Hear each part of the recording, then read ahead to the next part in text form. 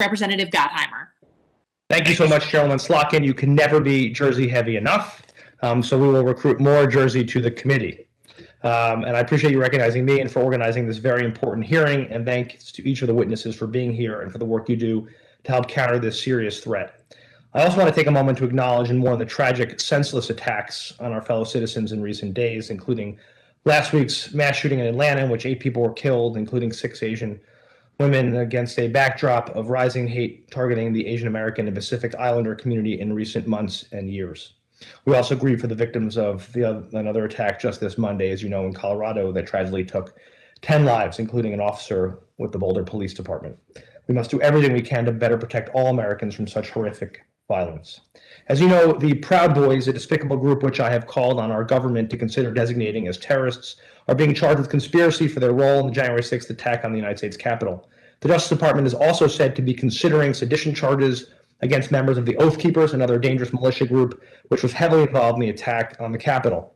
While I welcome these charges, I'm concerned that it's been very difficult to win convictions for these charges in the past, and the message that might be sent to would-be extremists in all of our states. Attorney General Nessel and Attorney General Ford, if I can start with you, with Attorney General Nessel first. In general, do you believe the legal tools currently available to federal, state, and local enforcement agencies are strong enough to deter potential extremists from engaging in domestic terror?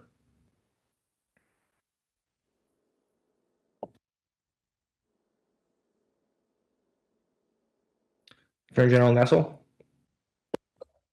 Sorry, can you hear me now? Yes, thank you. Great. So we're fortunate in Michigan, as I've indicated, that we do have some very strong laws in place that allow us to tackle organizations like the Proud Boys. And so, for instance, you know, we have gang-related statutes that have been in place for many, many years.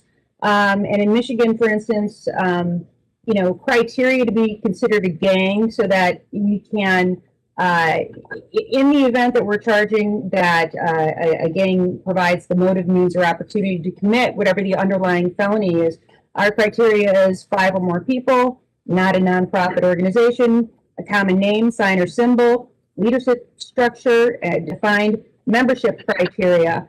And so those are the types of things that we've been able to do to go after such as the Proud Boys. And we did that, in fact, in another case involving a white supremacy group called the Base, in a case that we've charged here in the last few months.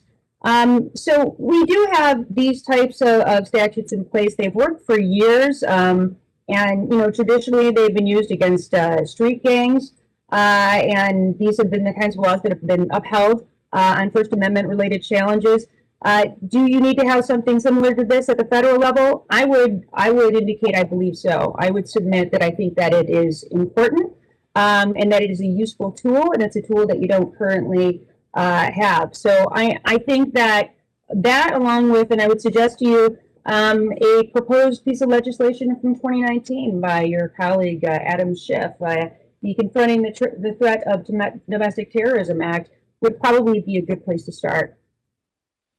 Thank you. Attorney General Ford, what sort of message do you think it would send if individuals involved in attacks like on January 6th were to get off the hook? Well, I think it's...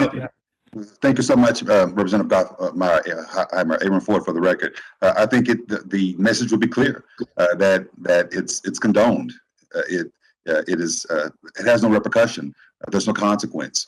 And at the end of the day, what we want to do is ensure that, in fact, these actions do have consequences, and that we will not kowtow to the extremism that we've seen taking place over the course of these last few months, especially in what we saw on January the 6th. I think it's important, as General Nessel has indicated, to ensure that we have strong laws, and we've done comparably here in Nevada. We've been nimble in our approach to sovereign citizens and ensuring that we have the actual tools in our state legislation to address those types of unique approaches that they've taken to domestic terrorism.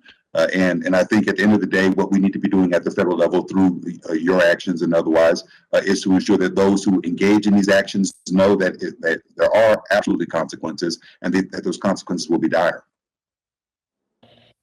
Thank you very much. In my home state of New Jersey, our Regional Operations and Intelligence Center is tasked with being an intelligence and information sharing conduit between the federal government and the state and local enforcement and public safety.